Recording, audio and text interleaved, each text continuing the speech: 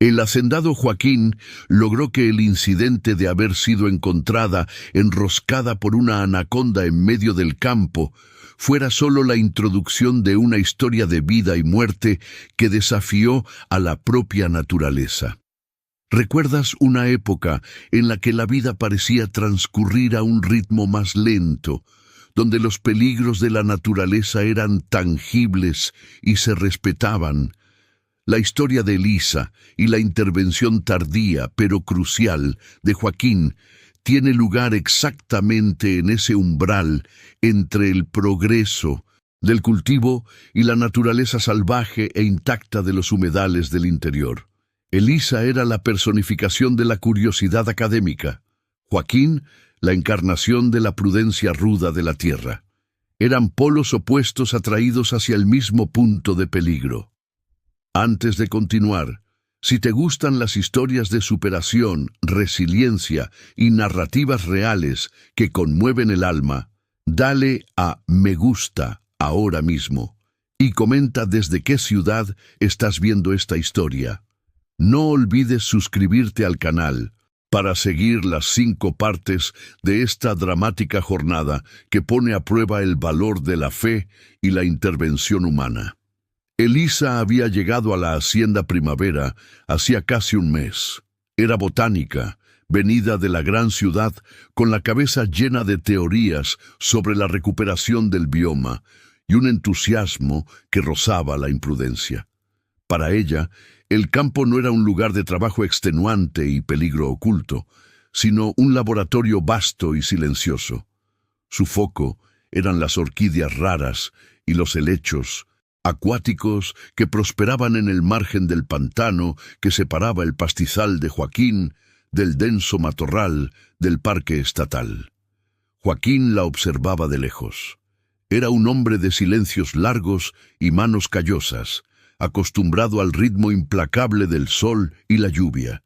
La veía internarse a diario, vestida con ropa clara de investigación, con los ojos fijos en el suelo húmedo y traicionero. Intentó advertirle una sola vez, cuando ella estaba a orillas del arroyo del Sapo, donde el agua, fangosa, apenas se movía. El hacendado detuvo la camioneta a una distancia respetuosa y gritó: «Oiga, señorita, La ciénaga no es la universidad. Hay animales grandes allí que no leen libros». Elisa sonrió, una sonrisa académica, educada, que para Joaquín sonaba a condescendencia. Ella respondió que estaba al tanto de los riesgos, que había estudiado el comportamiento de la fauna local. Dijo que era más probable que fuera mordida por una yarará que atacada por una anaconda. Citó estadísticas sobre ataques a humanos, su voz fina y estudiada contrastando con el zumbido de los insectos. Joaquín solo sacudió la cabeza, metió la marcha y se fue. Él sabía que las estadísticas eran inútiles cuando se trataba de la ley de la tierra. La naturaleza no respetaba probabilidades. Si había un peligro de 5 metros de largo y 100 kilos y usted insistía en pasear por su patio trasero, la ley universal de la cadena alimenticia prevalecería. En los días que siguieron, la tensión en el aire parecía aumentar, no solo por la humedad opresiva de la estación lluviosa que se anunciaba, sino por la persistencia de Elisa en ignorar los límites. Ella comenzó a llevar su mochila y su libreta a áreas que Joaquín evitaba incluso durante la sequía. Eran zonas donde la hierba cortante crecía tan alta que engullía a un hombre de pie, donde los senderos de caza eran anchos y fangosos, y el olor a agua estancada y vida salvaje se cernía pesado. Era un miércoles de 1900. Ceniza. El cielo era de un azul lechoso, casi blanco, y el calor resultaba insoportable. El aire no se movía. El silencio de la hacienda era tan profundo que se podía oír el sonido seco de un mango cayendo a decenas de metros. Elisa había salido justo después del desayuno. Quería mapear un área que, según los antiguos mapas de la región, nunca había sido drenada. Un verdadero refugio de biodiversidad. Caminó durante más de 2 horas. La bota de goma se hundía en el barro oscuro y frío. El olor a descomposición era fuerte, pero para ella era el olor del ecosistema funcionando. Estaba inmersa, encorvada sobre una maraña de bejucos, registrando el color de una flor minúscula, cuando sintió el primer cambio. No fue un ruido, fue su ausencia. El agudo chillido del ave que la había acompañado durante toda la mañana cesó abruptamente.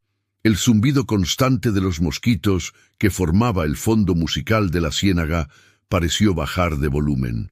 Era un silencio pesado, el tipo de silencio que precede a la tormenta o a la cacería. Elisa sintió un escalofrío recorrerle la espalda, pero lo racionalizó como el efecto del calor excesivo. Se levantó, limpió el barro de su pantalón y miró a su alrededor. La vegetación era densa. Frente a ella, un área de hierba más baja, anegadiza, donde el agua llegaba hasta la altura del tobillo, se extendía como una alfombra verde empapada hasta la línea de los árboles. Era allí a donde tenía que ir. Respiró hondo, intentando disipar la sensación de estar siendo observada. En el mismo instante en que dio el primer paso en el agua superficial, sintió la vibración en el suelo. No era un paso pesado, sino un desplazamiento masivo, subterráneo. Parecía que el propio pantano hubiera respirado hondo. La anaconda no dio aviso visual. Emergió del agua fangosa y turbia lateralmente, sin emitir sonido, sin silbar, una sombra de fuerza y músculo. El ataque fue un movimiento único, sorprendente por la velocidad y aterrador por la frialdad. Lo que Elisa vio primero fue el color. Un verde oliva liso y brillante, casi negro en la parte superior, interrumpido por manchas oscuras, seguido de una cabeza maciza y triangular que no demostraba emoción, solo intención. El golpe inicial impactó sus piernas, derribándola en el agua superficial.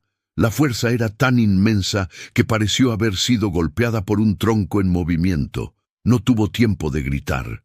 El agua helada del pantano le subió hasta la cintura, y antes de que pudiera siquiera procesar el dolor de la caída, llegó el segundo movimiento, el abrazo. El cuerpo frío e increíblemente pesado de la anaconda la envolvió en un abrir y cerrar de ojos, comenzando por la cintura y subiendo hacia el pecho. La sensación no era de mordedura, sino de compresión instantánea y sofocante. Era como ser aprisionada por una cadena de goma viva, que se apretaba con cada exhalación. El aire fue expelido de sus pulmones con un ruido seco. Su libreta y la cámara cayeron en el agua lodosa. Intentó llevarse las manos a la cabeza, pero el peso de la serpiente ya estaba firmemente sobre sus brazos, inmovilizándolos contra su cuerpo. La piel rugosa y áspera de la serpiente olía a fango, a pescado y a un almizcle fuerte y primitivo. Elisa se dio cuenta, con un terror gélido que suplantaba al dolor, de que la anaconda no estaba intentando morderla o desgarrarla. Solo estaba usando su método eficiente y milenario: inmovilizar y aplastar. Estaba siendo convertida en una masa blanda y fácil de tragar. La primera lazada alrededor de su pecho se apretó. Intentó inhalar, pero encontró una resistencia abrumadora. Sus ojos se cerraron instintivamente con la presión, y un gemido débil y gutural fue todo lo que pudo emitir. Podía sentir los anillos de la serpiente ajustándose milimétricamente, buscando el punto ideal para maximizar la presión.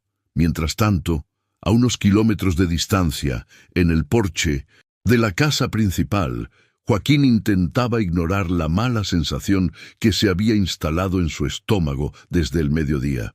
Estaba reparando el arnés de un caballo, pero sus manos no paraban quietas. Trueno, el perro mestizo guardián de la hacienda, que rara vez se alejaba de la sombra, estaba inquieto. El perro caminaba de un lado a otro sobre la hierba, el hocico gacho, emitiendo un gruñido bajo y continuo, diferente al ladrido de alerta para el ganado.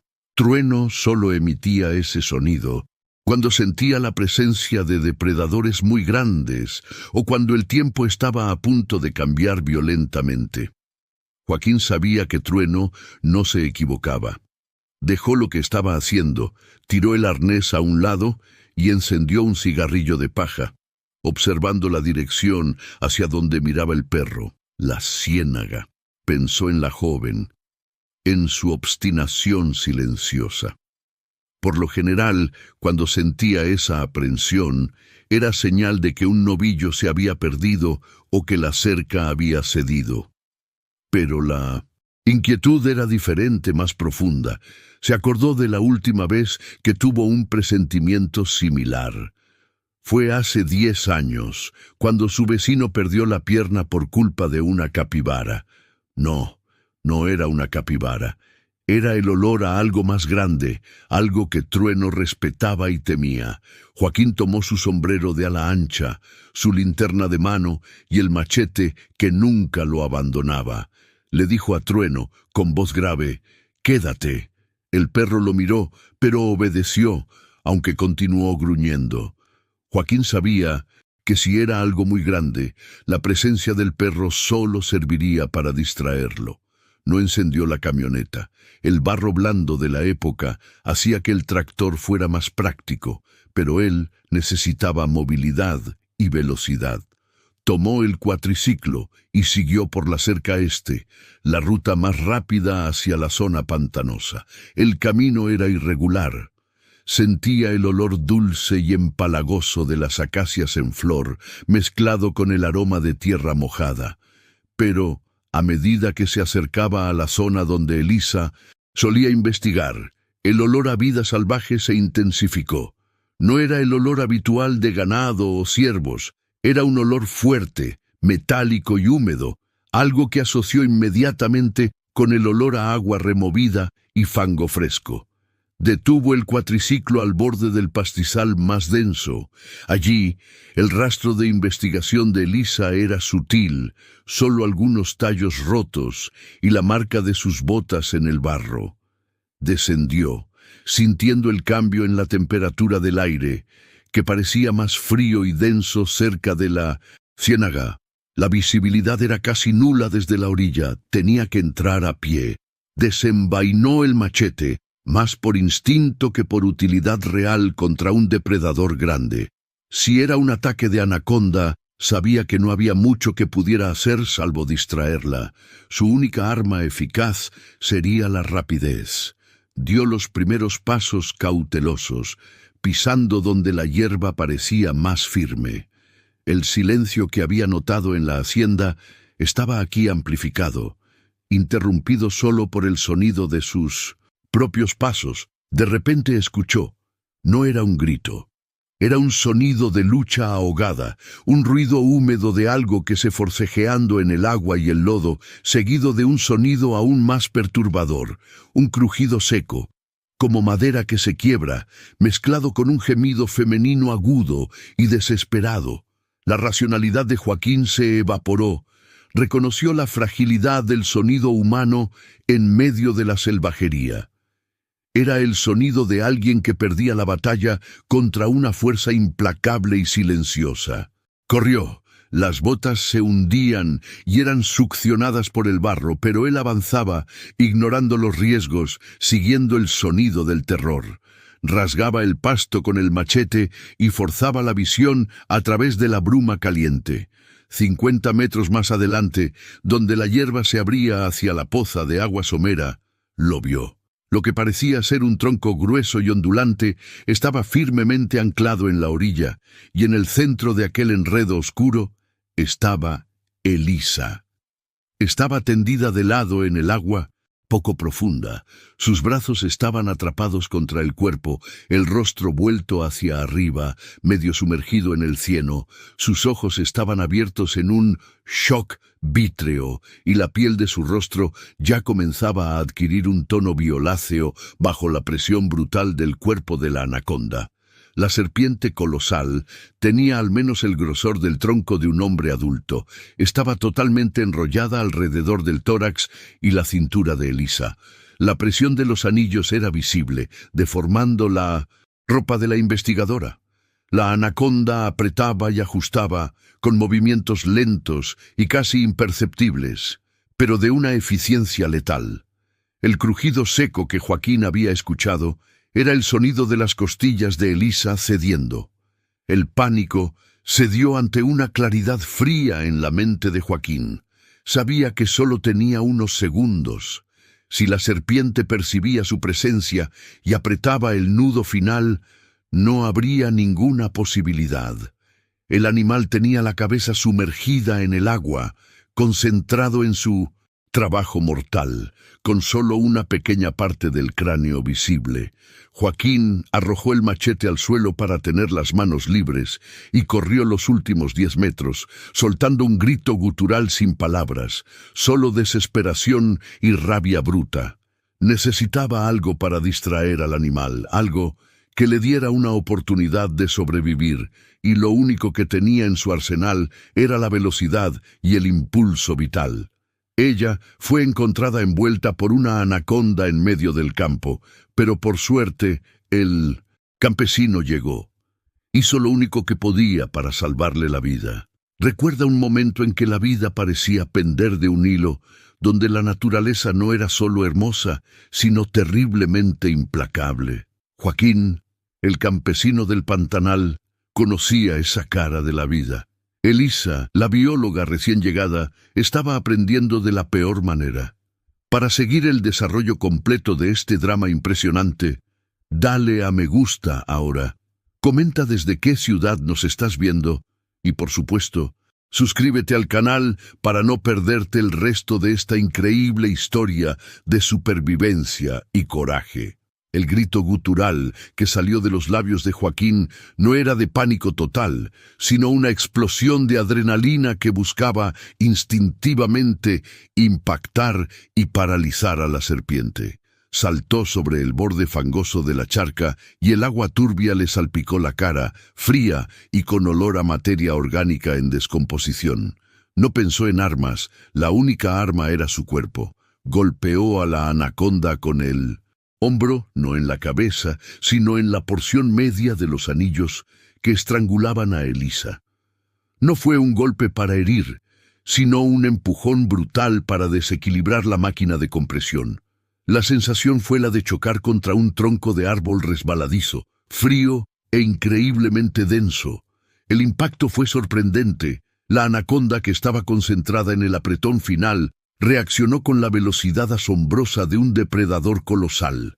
Sacó la cabeza del agua con un movimiento rápido y seco, y sus ojos negros, del tamaño de monedas, se fijaron instantáneamente en Joaquín. En ese instante, la vida de Elisa pasó de una certeza de muerte inminente a una oportunidad microscópica. La distracción funcionó, pero le costó caro. En lugar de soltar a la presa para cazar al nuevo agresor, la anaconda hizo lo contrario. Apretó a Elisa con una fuerza renovada y desesperada, al mismo tiempo que desviaba la porción final de su cuerpo, la robusta cola, en dirección a Joaquín. Apretón fue acompañado por un sonido húmedo y crepitante proveniente del pecho de Elisa. Un sonido que hizo que el estómago de Joaquín se revolviera. La anaconda era más grande de lo que imaginaba. La fuerza de los anillos ya había aplastado la caja torácica de la mujer. Él podía ver la carne siendo forzada hacia afuera entre los lazos oscuros y brillantes. Elisa estaba ahora totalmente sumergida de la cintura para abajo, y su cabeza colgaba, la boca entreabierta, liberando pequeñas burbujas en el agua lodosa. ¡No! ¡Suéltala, bicho!, gritó Joaquín, arrojándose nuevamente contra el cuerpo viscoso. Tenía que deshacer el nudo mortal. Intentó meter los dedos bajo el anillo más cercano a la garganta de ella, pero la piel era lisa, cubierta de mucosidad y de una dureza impresionante. Era como intentar desatar una cuerda de acero sin usar las uñas. Sus dedos resbalaban y sentía el calor de su propia sangre pulsando en las sienes. el agotamiento golpeándolo antes, incluso de que el combate real comenzara. Necesitaba la palanca, el machete que yacía a 10 metros en la hierba alta. Pero si se alejaba, el animal tendría el tiempo necesario para terminar el trabajo. Entonces tomó una decisión brutal. Agarró la cola de la anaconda con ambas manos. Era un miembro musculoso y sorprendentemente pesado que se debatía con la fuerza de un remo de bote. Usó la cola para afianzarse e, ignorando la punzada de dolor en su espalda, tiró, aplicando toda su fuerza en dirección opuesta al sentido de rotación de la serpiente. La serpiente siseó. No era un silbido fuerte y amenazador, sino un sonido ronco y húmedo que vibraba en el agua, un aviso primitivo de furia y posesión. Al sentir la resistencia en la cola, la anaconda relajó momentáneamente el lazo para reorientar su fuerza. Fue menos de un segundo, pero para Joaquín fue la eternidad. «¡Aguanta, muchacha!», tosió con la voz desgarrada. Con una fuerza que no sabía que poseía, se arrojó sobre el cuerpo de la serpiente y consiguió meter el brazo entre el primer anillo y el hombro de Elisa. El olor era fuerte, una mezcla de pantano, almizcle y el dulce y metálico aroma del miedo y la desgracia. Él forzó el anillo para alejarlo de ella. Si no lograba liberarla, obligaría al animal a aplastar su propio brazo, comprando tiempo para la vida de ella. Oyó un chasquido fuerte, no de costilla, sino de la tela de lino de la camisa de ella, que se rasgó bajo la tensión. El brazo de Joaquín quedó atrapado. Ahora estaba unido a la serpiente, su brazo siendo comprimido junto con el cuerpo de Elisa. El dolor fue inmediato y excruciante, como si los huesos estuvieran siendo pulverizados. Jadeó, pero no se soltó. La serpiente, ahora con un doble objetivo, pero con la prioridad de mantener su comida original, torció su cuerpo. La cabeza, enorme y triangular, se giró por completo. No hubo titubeo. La serpiente atacó, abriendo la mandíbula para morder el brazo libre de Joaquín, que estaba apoyado en el suelo fangoso. Logró esquivarse por centímetros, sintiendo el aire pesado de la boca del reptil pasar cerca de su oreja. El olor dentro de su boca era pútrido, a pescado y cieno. Estaba perdiendo la batalla de fuerza. La presión en su brazo era insoportable. Si no actuaba rápido, ambos serían aplastados allí. Miró a Elisa. Su rostro estaba grisáceo, pero los ojos seguían abiertos, fijos en él, como si le suplicaran silenciosamente que desistiera de sí mismo y pensara solo en ella. Había una tenue determinación, una llama de vida que se negaba a apagarse. Joaquín sabía que, si usaba el dolor, tal vez podría forzar que soltara el brazo. En un acto de desesperación calculada, apretó los dedos en la piel lisa del reptil, rasgándose el pulgar y la uña para perforar la epidermis cerca de la articulación del cuerpo del animal. Quería causar dolor localizado, irritación, algo que rompiera el ritmo de apretón de la anaconda.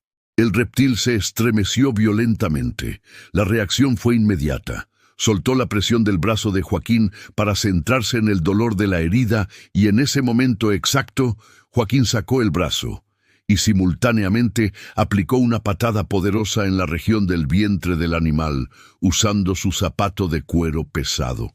La patada no hirió al reptil, pero lo aturdió lo suficiente para que Joaquín pudiera jalar a Elisa lejos del agua. Ella vino con la inercia de un saco de harina, el cuerpo flácido y la piel fría. El primer anillo estaba suelto, pero el resto todavía estaba apretado. Joaquín arrastró los cuerpos, el suyo y el de ella, hacia la orilla, en el barro. La anaconda, furiosa por haberle movido la presa, deshizo su nudo principal, soltando a Elisa completamente, y se enrolló de nuevo, esta vez, alrededor de las piernas de Joaquín, tratando de derribarlo. «Ahora sí, maldita bestia», Ahora tienes lo que querías, gritó Joaquín, el sudor mezclado con el lodo escurriendo por su frente. Sintió el anillo frío y masivo apretar sus muslos. Intentó permanecer de pie, pero la fuerza era superior. Cayó de rodillas en la orilla fangosa, pero logró mantener el cuerpo de Elisa fuera del agua. Ella tosía débilmente, ahogada, pero viva. La respiración era superficial, la piel azulada. La anaconda comenzó a subir por sus piernas, pero Joaquín ya no podía permitirse el lujo de luchar con las manos desnudas. La prioridad ahora era triple: él, Elisa y el machete. Con violentos, el animal moviéndose rápido, Joaquín usó la última gota de su fuerza para impulsarse hacia adelante, rodando hacia el machete. El movimiento hizo que la serpiente se deslizara un poco, desorientada. Alcanzó el mango de madera del machete, que estaba caliente bajo el sol implacable.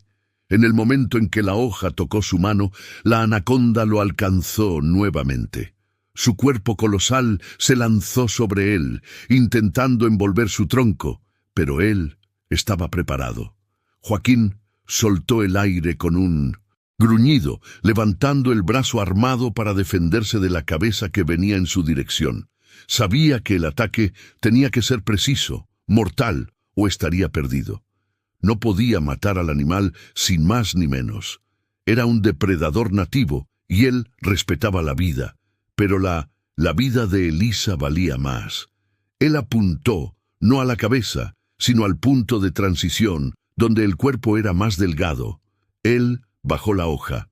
El sonido fue horrible, un ruido húmedo y espeso de carne y piel partiéndose, seguido por un chorro de sangre oscura que manchó el agua y el rostro de Joaquín. La anaconda se contorsionó en un espasmo de dolor puro, soltándolo inmediatamente. El cuerpo musculoso se debatió violentamente en el lodo. Joaquín se arrastró hacia atrás, ciego por la adrenalina y la sangre, sujetando el machete. La bestia, gravemente herida, pero aún peligrosamente viva, comenzó a moverse descontroladamente, rompiendo la vegetación baja. La lucha estaba lejos de terminar, pero Joaquín había conseguido lo que necesitaba. Estaba armado y Elisa estaba libre del nudo. Él giró el cuerpo hacia ella. Ella estaba caída de lado, tosiendo convulsivamente. Su rostro estaba azul púrpura, con hematomas profundos donde los anillos habían presionado. La camisa blanca estaba rasgada y ensangrentada. Él se arrodilló, el machete en la mano, observando cómo la serpiente se alejaba temporalmente en el agua. «Elisa, ¿estás conmigo? ¿Me oyes?» Ella gimió. No era una palabra, pero era un sonido de vida. La fragilidad de ella lo golpeó con más fuerza que el impacto de la serpiente. Él era un hombre grande y fuerte, acostumbrado a lidiar con la brutalidad de la naturaleza, pero ver a aquella mujer, tan llena de vida horas atrás, reducida a una víctima temblorosa, lo llenó de una urgencia abrumadora. Él la tomó en brazos. Su cuerpo estaba extrañamente ligero y él notó la respiración corta y difícil. Necesitaba sacarla de ese lugar inmediatamente y buscar ayuda médica especializada, algo que el Pantanal rara vez ofrecía. Él ignoró el dolor palpitante en su brazo y las piernas entumecidas por la compresión de la serpiente. Él la cargó lejos del pozo, subiendo la pequeña pendiente, asegurándose de que la cabeza de ella estuviera erguida para facilitar la respiración. Mientras él caminaba apresuradamente hacia la camioneta, la imagen de la anaconda herida retorciéndose en el agua quedó grabada en su mente. Sabía que aquel animal representaba un peligro continuo y que, si regresaba, él tendría que enfrentarla de nuevo. Pero ahora, Elisa era lo primero. Él la arropó en el asiento del pasajero de la camioneta, reclinando el respaldo para que pudiera tumbarse. Ella temblaba y lloraba en silencio, sin lograr controlar el pánico. «Todo va a salir bien. Estás a salvo. Vamos a salir de aquí», murmuró, con la voz ronca. quitándose su propia camisa a cuadros para cubrirla. El sudor y la sangre manchaban la tela. Arrancó el motor. El rugido del diésel rompió el silencio de la hacienda, un sonido de civilización y de esperanza de rescate. Tenía que recorrer al menos 2 horas de camino de tierra lleno de baches hasta la ciudad más cercana que tuviera un centro de salud decente. Mientras aceleraba por la trocha, miró a Elisa. El trauma físico era visible, pero su coraje, aquella luz en sus ojos fijos en él, incluso en el momento del terror, era innegable. Se dio cuenta, en ese instante, de que lo que sentía por ella iba más allá de la responsabilidad de un anfitrión o de la simple simpatía. Había algo crudo y fundamental, forjado en la lucha por la supervivencia, que los unía de una forma irrevocable. La carretera era implacable. Con cada sacudida, Elisa gemía de dolor. Necesitaba mantenerla despierta, necesitaba saber qué había roto la anaconda.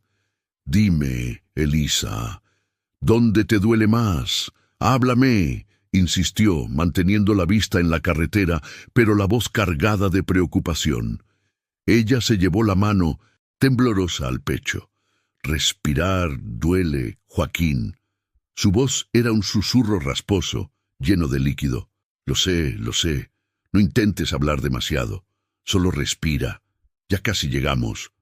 Pero él mintió. Estaban lejos de casi llegar. Estaban en medio de la nada, bajo la luz dorada e implacable del sol que empezaba a ponerse, prometiendo oscuridad y soledad. Su brazo, donde la anaconda había apretado, le palpitaba violentamente. Intentó ignorarlo, concentrándose en el volante y en la carretera parecía extenderse infinitamente. Él sabía que el peligro de la serpiente había pasado, pero la verdadera lucha por la vida de ella no había hecho más que empezar. Él sería un hacendado, pero no era médico, y lo que ella necesitaba ahora era atención especializada, algo que él no podía proporcionar. En ese momento recordó lo último que ella le había dicho antes de ir al pozo. Había hablado de la belleza y la fragilidad del ecosistema, de lo crucial que era respetar la vida en todas sus formas. La ironía era que la misma naturaleza que tanto amaba casi se la arrebata. Joaquín condujo pisando a fondo el acelerador, rezando para que el motor resistiera y que las 2 horas de trayecto se convirtieran en una. Miró el panel. La luz de la reserva parpadeaba. No había pensado en la gasolina. Otro error, otra lección que la naturaleza le impartía sobre la necesidad de una preparación constante. Pero ya no había tiempo para lamentarse. Mientras la noche caía sobre el pantanal y el cielo se teñía de tonos púrpura y naranja, Joaquín se encontró solo con Elisa, a pocos kilómetros de su hacienda, pero a un mundo de distancia de cualquier ayuda. La oscuridad no solo traía consigo la amenaza de la vida salvaje nocturna, sino la dura realidad de la responsabilidad que había asumido. Necesitaba un plan. El puesto de salud era la única opción, pero no podía arriesgarse a que ella empeorara en el camino. Tenía que estabilizarla primero, y la casa de la hacienda, aunque rudimentaria, era el único puerto seguro. Miró a su lado. Su cuerpo, encogido y tembloroso, era un constante recordatorio de la urgencia. La batalla para salvarla de una muerte rápida y brutal había sido ganada. Ahora comenzaría la lucha contra la muerte lenta y silenciosa, causada por la infección y el fallo de los órganos internos. El desafío era mucho mayor. El silencio de la noche, puntuado por el débil motor, gritaba la verdad. Fue encontrada envuelta por una anaconda en medio del campo, pero por suerte el hacendado llegó, y ahora ese hacendado necesitaba convertirse en el médico, el enfermero y la barrera final entre aquella vida frágil y la muerte sigilosa que avanzaba en forma de infección y shock. Recuerda un momento en que la urgencia de una vida dependía únicamente de la fuerza de sus manos, de la claridad de su pensamiento y del conocimiento que había adquirido por pura necesidad. Es en ese abismo de responsabilidad donde se hundió Joaquín mientras la camioneta traqueteaba por los últimos tramos embarrados, con los faros apenas iluminando la cerca de alambre de púas de la Hacienda Esperanza. Si está siguiendo esta travesía de lucha y milagro, dele a me gusta. Comente desde qué ciudad nos está viendo para que sepamos hasta dónde está llegando la historia de Elisa y Joaquín. Y suscríbase al canal para no perderse el desenlace de esta prueba. La luz de la reserva parpadeaba incesantemente, un sarcasmo cruel, de la máquina que le decía que el tiempo y ahora el combustible se estaba agotando. Frenó bruscamente al lado del porche, una estructura de madera rústica que parecía acogedora, pero que ahora se asemejaba a un hospital de campaña precario. Con la adrenalina sosteniéndolo, apagó el contacto, y el silencio que siguió fue más fuerte que cualquier ruido. La puerta rechinó cuando la abrió. Corrió hacia el lado del pasajero. Elisa estaba inmóvil, el rostro pálido y húmedo, los ojos casi cerrados. «Llegamos, muchacha. Ahora estás a salvo», murmuró, aunque sabía que la seguridad era solo relativa. La tarea de sacarla de la cabina sin agravar sus heridas fue monumental. La cargó con el máximo cuidado, sintiendo el peso inerte y la textura fría de su piel, el olor metálico de la sangre vieja y el aroma dulce y nauseabundo de la hierba aplastada impregnaron el aire. Joaquín la llevó adentro. La oscuridad de la casa solo era interrumpida por el haz de luz de la linterna que se había atado al cuello. La casa de Joaquín era sencilla pero robusta. La depositó sobre la mesa de la cocina, el lugar más limpio y firme que pudo encontrar. Rápidamente, él encendió la lámpara de gas y la luz parpadeante y amarillenta reveló la gravedad de las heridas de Elisa con una claridad brutal. Su tronco estaba marcado por hematomas que parecían cuerdas entrelazadas. El molde perfecto del cuerpo de la anaconda eran marcas profundas, azules y moradas, que hablaban de la fuerza indescriptible de la constricción. Vio una hinchazón anormal en el lado derecho del tórax y una laceración superficial, pero larga, en el muslo, resultado de algún movimiento desesperado o de la fricción contra la tierra antes de que él llegara. El primer paso era la higiene. El agua del pozo estaba helada. Tomó el botiquín de primeros auxilios que guardaba para accidentes de trabajo: gasa, agua oxigenada, yodo y algunos vendajes. «Esto va a doler, pero tengo que hacerlo», advirtió, aunque ella apenas parecía ser consciente de su presencia. Cuando limpió la herida del muslo, ella soltó un gemido agudo, un sonido ronco que parecía venir de muy lejos. La piel alrededor del hematoma estaba tensa y caliente. El peligro no era la herida abierta, sino lo que estaba sucediendo en el interior. El trauma de la presión de la anaconda podría haber aplastado órganos, causado hemorragias internas o, como mínimo, provocado el síndrome de aplastamiento, liberando toxinas en el torrente sanguíneo. Joaquín respiró hondo, recordando las pocas clases de primeros auxilios que había tomado años atrás para obtener la licencia de manejo forestal. «Vamos, un paso a la vez». Comenzó a masajear suavemente las extremidades, intentando estimular la circulación. Los dedos de sus pies estaban fríos. La palidez era alarmante. Sabía que el shock se estaba instalando y el calor era vital. La cubrió con una manta de lana gruesa sacada de su propia habitación. Mientras él atendía las heridas superficiales con el yodo, el olor fuerte mezclándose con el olor a tierra y sudor, notó un detalle que había pasado desapercibido en la oscuridad y el pánico del rescate. Un pequeño medallón, sujeto por una fina cadena de plata, estaba casi escondido bajo su cuello. Él lo tocó con la punta de los dedos. Era un relicario simple, manchado de barro, que parecía contener algo. No era el momento para la curiosidad, pero el objeto era un recordatorio vívido de que la mujer bajo sus cuidados no era solo una víctima, sino alguien con una historia compleja, con vínculos en alguna parte. La noche avanzaba y el frío del pantanal se intensificaba.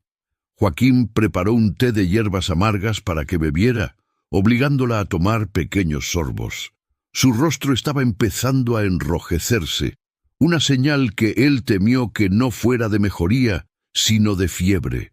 Verificó su respiración, corta y rápida. Necesitaba antibióticos potentes, un suero intravenoso, un hospital. La culpa por no haber partido inmediatamente hacia el centro de salud lo golpeó como un puñetazo. Pero el camino era traicionero y el coche estaba casi sin combustible. Tomó la decisión que parecía menos fatal: estabilizarla aquí.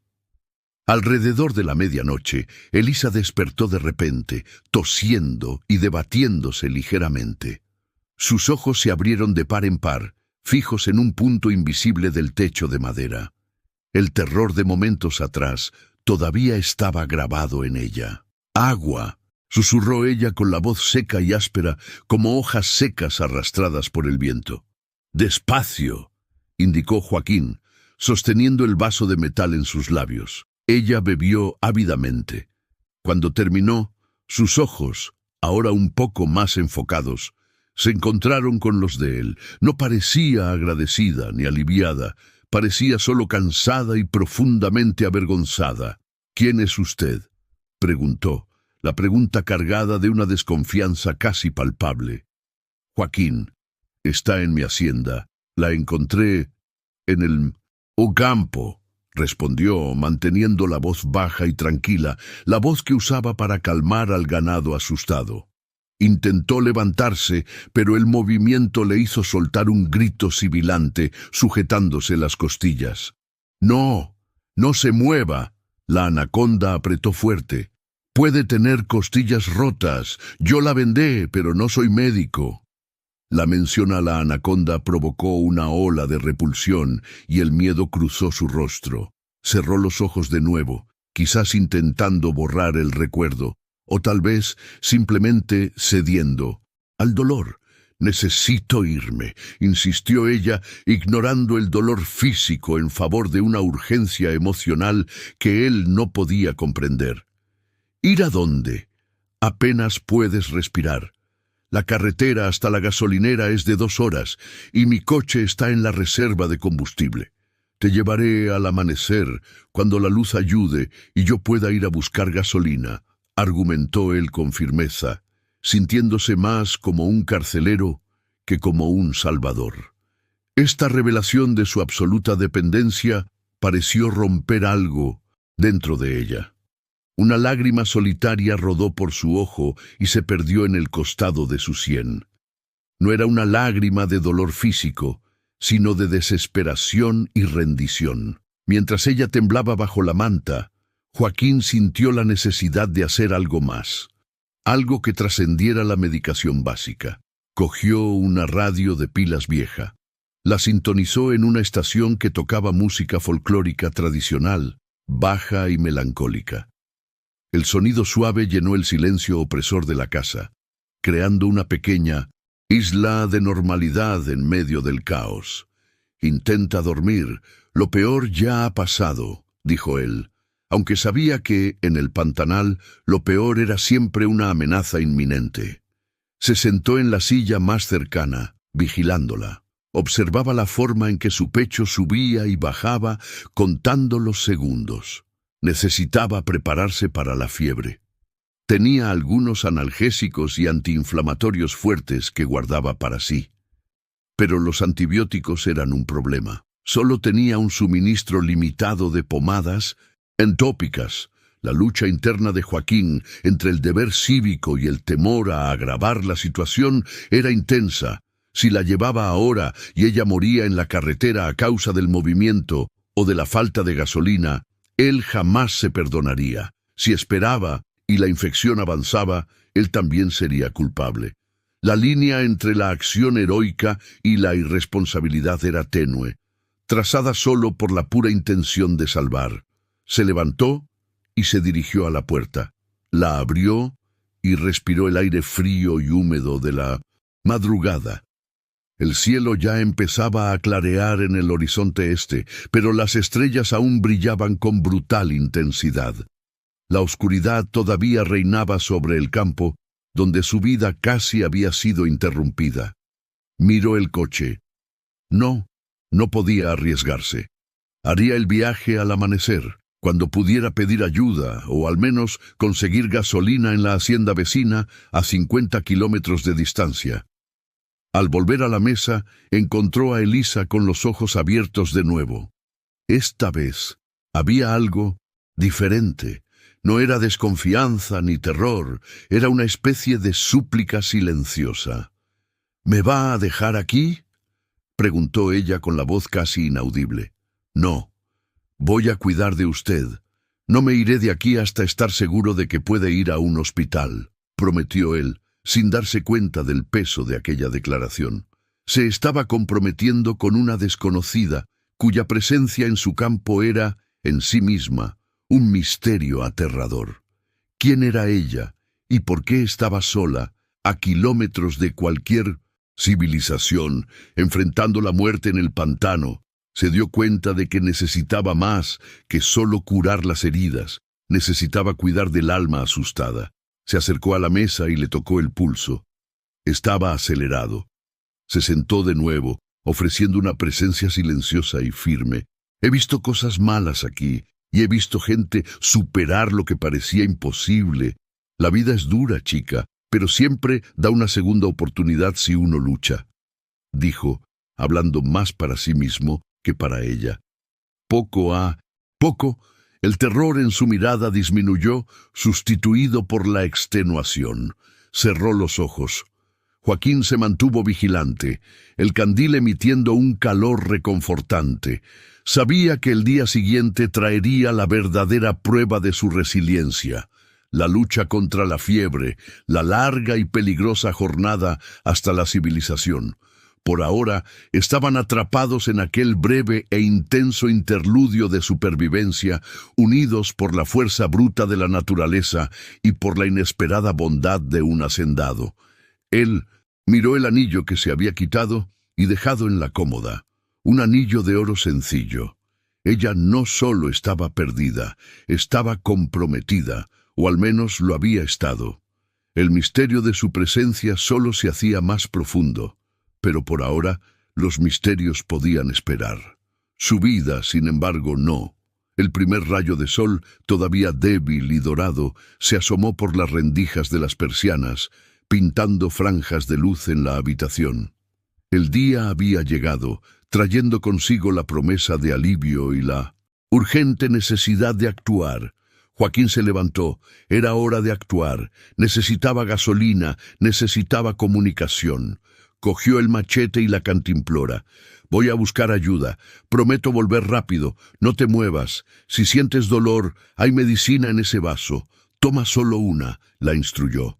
Antes de que pudiera alejarse, la mano de ella, sorprendentemente fuerte, agarró la manga de su camisa. Sus ojos estaban abiertos, húmedos y suplicantes. No me dejes sola. Por favor, suplicó Elisa, su voz volviendo a ser un susurro infantil. Aquella súplica cargada de desamparo perforó el corazón de Joaquín. No podía dejarla sola, no en el estado en que estaba, con la fiebre empezando a manifestarse en el calor de su frente. La urgencia de huir de algo que él sentía en ella era casi tan fuerte como el miedo a la anaconda. Tuvo que recalcular. La gasolinera más cercana estaba demasiado lejos, pero el vecino, Elías, vivía a 30 kilómetros, cruzando la maleza por un atajo que solo él conocía. Elías tenía una radioafición potente y podría ayudar a contactar el centro de salud más cercano, quizás incluso un helicóptero de rescate si el caso era grave. «Está bien», asintió Joaquín, su voz seria y reflexiva. No me iré. Voy a contactar a mi vecino. Llevará tiempo, pero es la única oportunidad de conseguir ayuda rápida y profesional. Ese pequeño alivio hizo que soltara la respiración que parecía haber estado conteniendo desde el ataque. Joaquín sabía que el tiempo era el enemigo. Si la fiebre subía, las toxinas ya se estaban imponiendo. Él organizó la mesa de modo que pudiera trabajar con más agilidad. Tomó el mapa y el teléfono satelital, que rara vez funcionaba bien, pero era su única esperanza de contacto inmediato. No podía dejarla desatendida, pero la necesidad de comunicación era vital. Empezó a preparar la medicación improvisada, hirviendo agua y preparando compresas para su frente. La casa, antes un refugio solitario, se había transformado en un foco de batalla, un altar dedicado a la persistencia de la vida. Él miraba a Elisa, el contraste entre la fragilidad de su cuerpo y la tenacidad con la que había luchado contra el depredador, y sentía surgir un profundo respeto. Aún no sabía quién era ella, pero sí sabía lo que representaba, la resiliencia humana frente a la furia de la naturaleza. Y esa batalla él no iba a perderla. Tenía la fe plantada en la tierra bajo sus pies y la determinación de que, si la suerte la había llevado hasta su puerta, haría todo lo posible para asegurar que viviera. La luz del sol invadió la casa por completo, pero la fiebre de Elisa estaba aumentando. Sus labios estaban secos y comenzó a murmurar palabras incomprensibles, delirando. El desafío había cambiado. Ya no era la anaconda, era el veneno silencioso que circulaba por sus venas.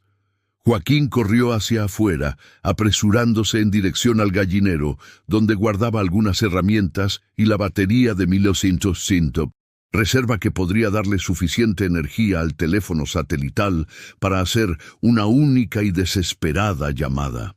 La decisión estaba tomada. No podía esperar por la carretera. Necesitaba un rescate aéreo, y lo necesitaba ahora. Encendió el teléfono, rezando para que el satélite captara la señal en medio de la inmensidad del pantanal.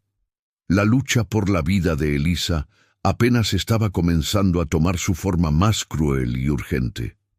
Para descubrir si Joaquín logró hacer contacto a tiempo, y cuál era el misterio detrás de la presencia de Elisa en el pantanal, debes seguir atento. Deja tu like si sientes la tensión. De esta historia, suscríbase al canal para no perderse la próxima parte y comparta con quien necesite conocer el valor del coraje y la resiliencia humana. La historia continúa en la próxima entrega. La desesperación de Joaquín se materializó en la única frase que lograba susurrar. Un eco de la tragedia que lo marcó. Fue encontrada envuelta por una anaconda en medio del campo, pero por suerte el hacendado llegó.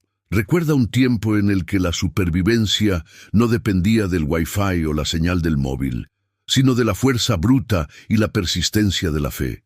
Fue en ese universo implacable, bajo el sol inclemente del pantanal, donde Joaquín libraba su batalla más íntima y urgente, mientras la fiebre de Elisa la llevaba a un lugar distante, con murmullos inaudibles escapando de sus labios secos.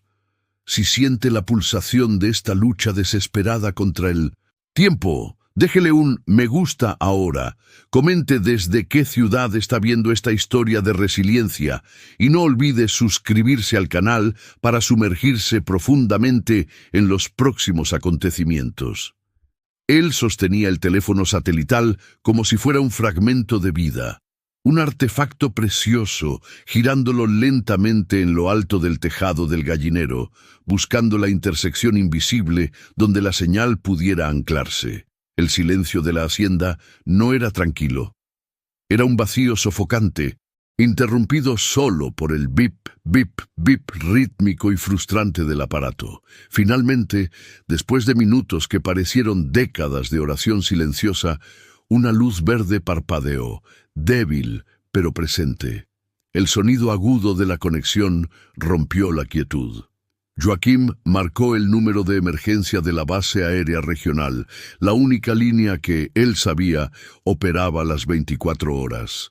La voz que atendió, grave y somnolienta, era la de un sargento acostumbrado a lidiar con pedidos de suministros o informes rutinarios, no con el terror crudo de un ataque de depredador en el corazón del Pantanal. El sargento se identificó como Moreno. «Necesito ayuda, sargento. Una emergencia médica gravísima. Una muchacha ha sido atacada por una anaconda gigante y ahora tiene fiebre altísima. Necesito rescate aéreo inmediatamente», imploró, la voz áspera por la emoción. Carvalho dudó. «Señora, ataque de anaconda. ¿Está seguro de esto, hacendado? ¿No sería mejor llamar primero a la policía medioambiental? Hay muchas llamadas falsas en el Pantanal». La certeza de Joaquín era la imagen de los anillos verdes y negros marcados en la carne de Elisa y la fiebre que la consumía. «No es un engaño. Estoy en la hacienda Ojo de Agua, coordenadas S18. Dictó los números con precisión, la memoria geográfica agudizada por la necesidad. «Está delirando, sargento. Necesito un helicóptero con médico y antiveneno si es necesario. Ya no puedo esperar a la carretera. El recorrido lleva 20 horas y ella no tiene 20 horas». El sargento, finalmente atrapado por la urgencia y la precisión de las coordenadas, comenzó a teclear. «Espere un momento. ¿Me está diciendo que esta mujer estaba sola en medio del campo? ¿Cómo llegó hasta ahí?». La pregunta obligó a Joaquín a confrontar la parte de la historia que había estado ignorando en favor de la emergencia médica. Regresó a la cabaña, examinando a Elisa. Estaba temblando, sudando frío y caliente al mismo tiempo, luchando contra el calor interno. El agua que le daba se escurría por las comisuras de su boca. Mientras esperaba que Carvalho consiguiera mover la burocracia, Joaquín se sentó al lado de la cama, observando cómo el pecho de Elisa subía y bajaba erráticamente. Fue entonces cuando lo vio. En su muñeca, bajo la manga rasgada de la camisa, no solo estaban las marcas de la serpiente, sino algo que parecía ser una pulsera fina, hecha de cuentas de semillas, diferente de cualquier artesanía local. Se la quitó suavemente y vio grabado en la parte interna un símbolo que le resultaba vagamente familiar, un pequeño sol estilizado sobre ondas. Las palabras que ella había murmurado antes, «el campo de oro», él lo sabía, regresaron a su mente. Elisa no era una turista común. Llevaba consigo una mochila gastada, que él había retirado de su lado y guardado bajo la mesa para evitar que se mojara. Él dudó. Abrir la mochila de alguien era una invasión, pero la vida de ella dependía de que él entendiera quién era y qué hacía allí, sola en ese tramo salvaje. Sintiendo el peso de la culpa, abrió la cremallera de la lona. Dentro no había ropa de paseo, sino cuadernos de notas llenos de caligrafía apretada y mapas dibujados a mano. Había fotos descoloridas de un hombre joven, sonriente, con la misma pulsera de semillas en la muñeca, y una foto antigua, en sepia, de una familia frente a una casa que, para el shock de Joaquín, era casi idéntica a la suya. Su corazón se aceleró. El hombre de la foto. Lo reconoció vagamente, un rostro de su juventud, un compañero de escuela que se había mudado al sur décadas atrás. El nombre, garabateado en la parte de atrás de la foto, era Lucas. Uno de los cuadernos estaba abierto en una página donde Elisa había escrito: «La verdad de la hacienda. Ojo de Agua está enterrada con el secreto del oro blanco. Necesito demostrar que mi padre, Lucas, no huyó, sino que fue silenciado». La revelación impactó a Joaquín con la fuerza de un rayo. Esta mujer no había llegado allí por casualidad. Estaba en una misión familiar, buscando respuestas sobre su pasado y tal vez sobre una leyenda local que él siempre pensó que era pura fantasía.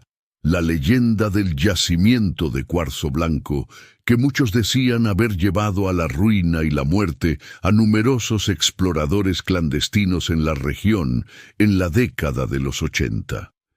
Él se apartó, sintiéndose un intruso y al mismo tiempo una pieza clave en un drama que estaba mucho más allá del ataque de la anaconda.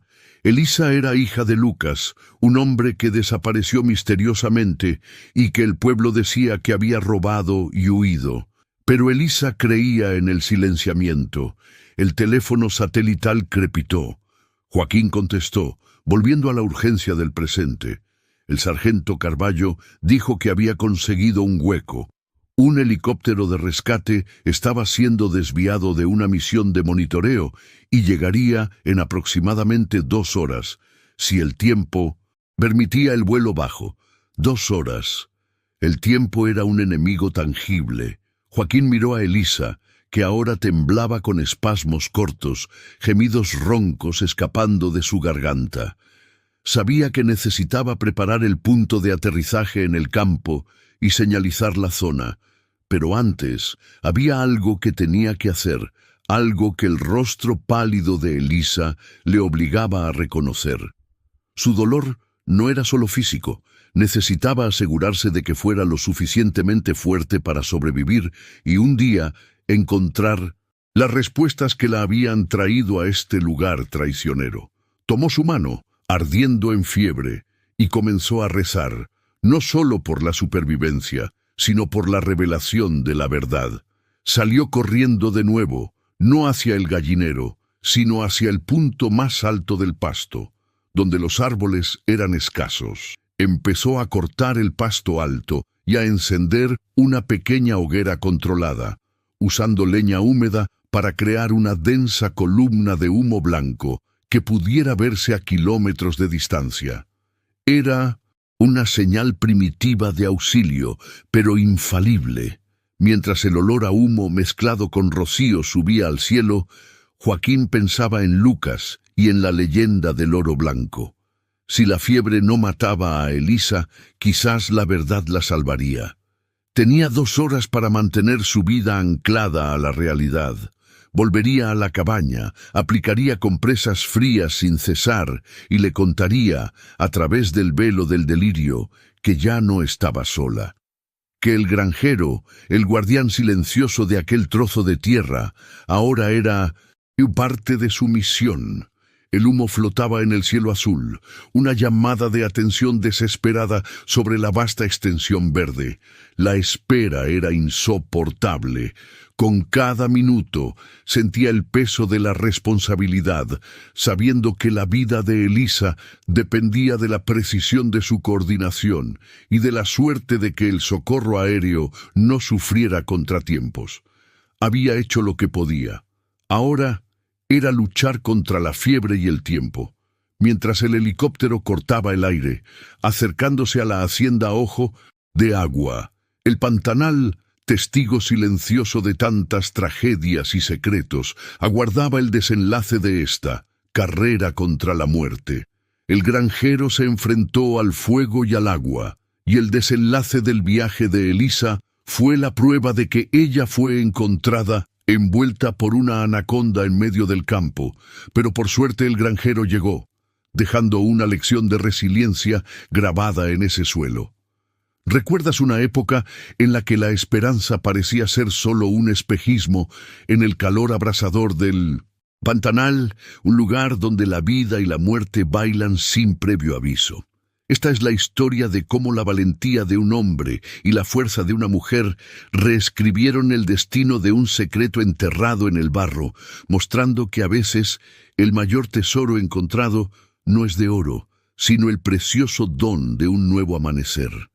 Si te has emocionado con esta intensa y suspensiva travesía, deja tu me gusta ahora mismo. Comenta aquí abajo desde qué ciudad nos estás viendo. Y no olvides suscribirte al canal para no perderte las historias que tocan el alma y nos hacen reflexionar sobre la fuerza inquebrantable del espíritu humano.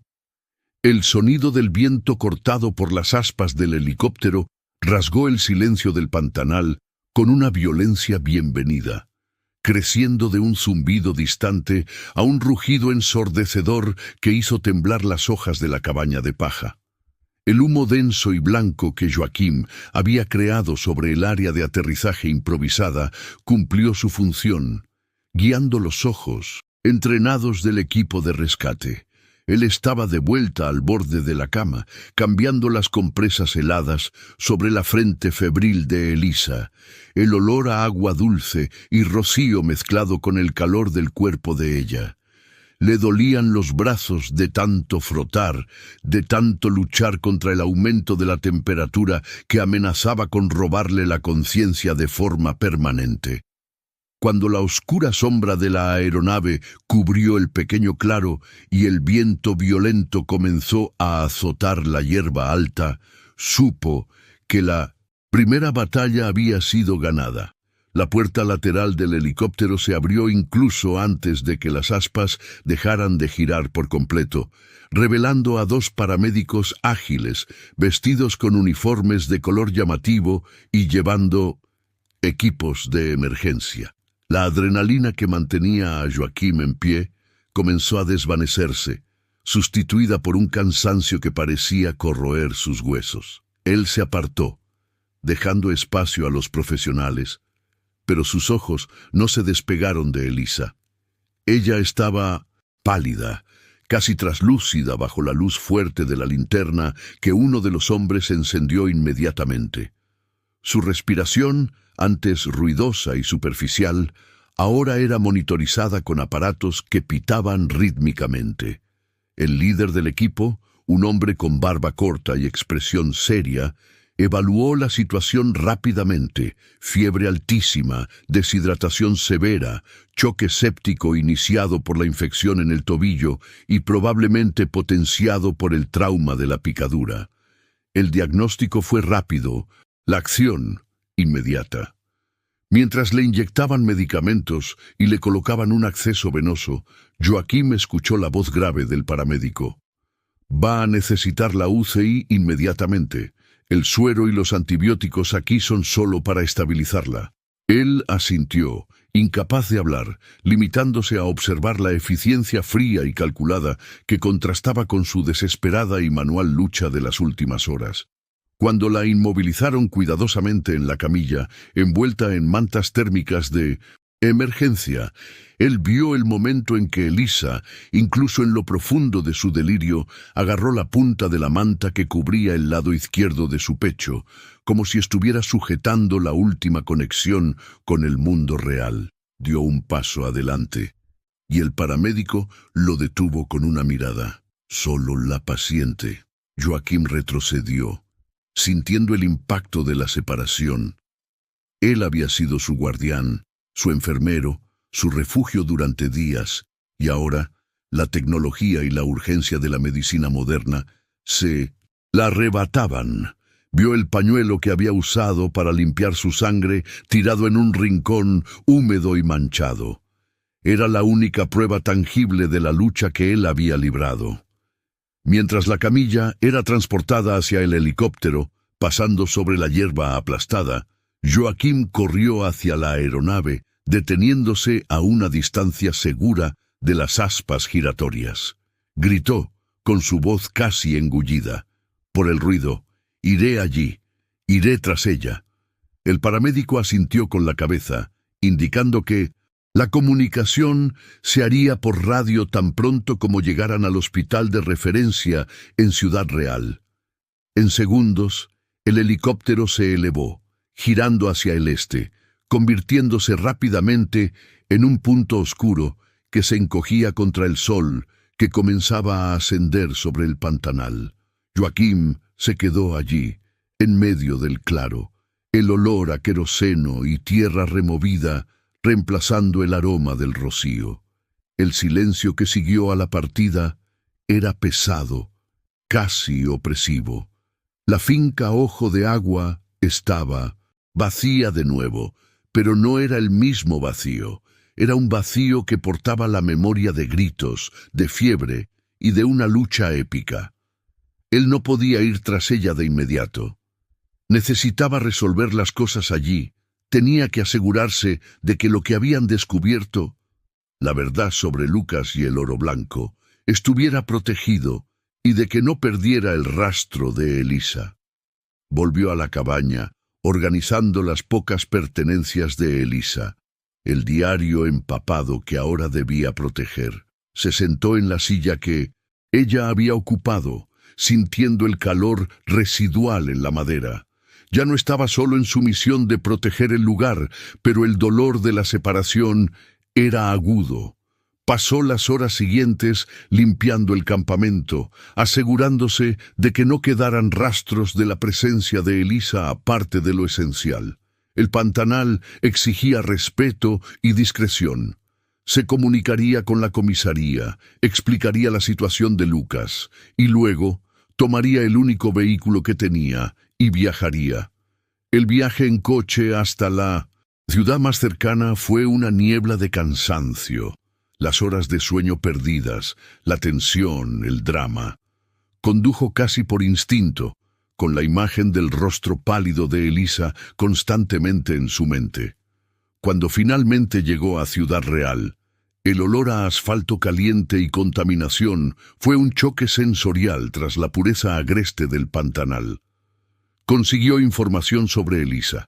Estaba viva, en estado grave, pero estable en la UCI del hospital universitario. Pasaron semanas. 2 semanas de visitas diarias, de espera en el frío y estéril pasillo del hospital, que olía a antiséptico y a café quemado. Joaquim, el hombre acostumbrado a la vastedad y al silencio, se sentía como un pez fuera del agua en la ciudad. Pero la necesidad de estar cerca de ella era un imán irresistible. Cuando finalmente se concedió el permiso para verla fuera de la UCI, él entró en la habitación privada y el sonido suave de los monitores era la única música.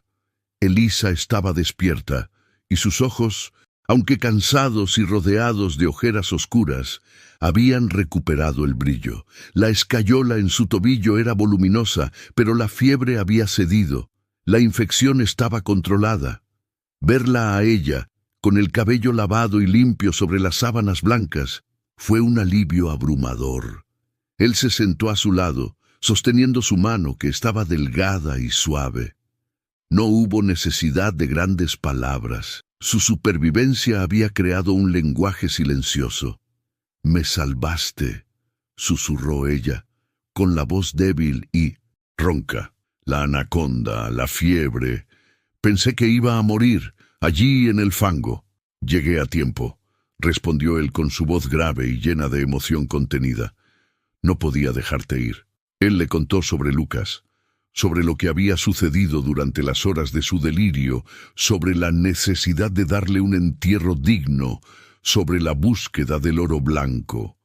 Elisa escuchaba con atención, la tristeza reemplazando al miedo en su mirada. Ella confirmó la historia de Lucas. Eran cazadores de secretos, no de fortunas. El oro blanco, comenzó ella y tosió suavemente.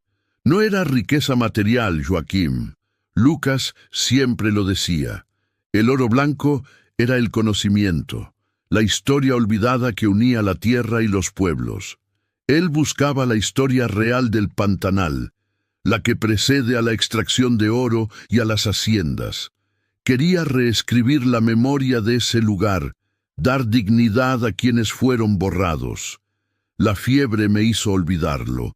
Me enfoqué en la venganza, en demostrar que tenía razón, pero la verdad es que el tesoro siempre estuvo frente a nosotros.